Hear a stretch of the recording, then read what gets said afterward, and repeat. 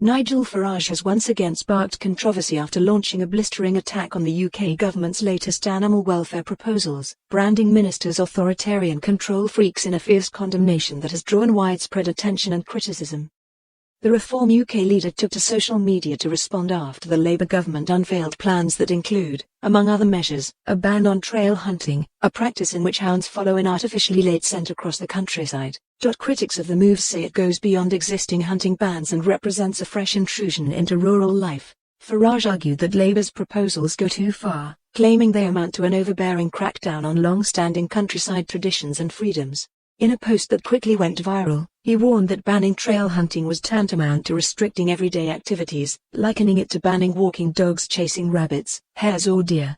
He labelled the government's approach authoritarian control freakery, suggesting ministers have lost touch with ordinary British citizens. The comments were met with a sharp response from political opponents and commentators, many of whom portrayed Farage's outburst as typical of his combative style. Some pointed out that his critique may appeal more to a vocal minority than to wider public opinion, noting that overall support for tougher animal welfare protections is strong among voters.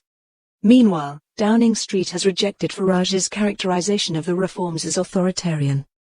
Government spokespeople say the animal welfare strategy, which also targets puppy farming, snare traps and other perceived cruelties, reflects broad public concern about animal treatment and is part of a long-held Labour manifesto commitment. They insist the changes are measured and necessary, not an attack on rural communities. The debate over trail hunting and other countryside traditions has reignited deep passions on both sides. Rural campaigners warn that additional regulation risks alienating communities who feel their way of life is under threat, while animal rights advocates argue that closing loopholes and tightening laws is long overdue. As the government prepares to consult further on the proposals in the new year, Farage's comments ensure that the clash over countryside policy will be a defining political storyline in the coming months, one that highlights the broader cultural tensions at the heart of British politics today.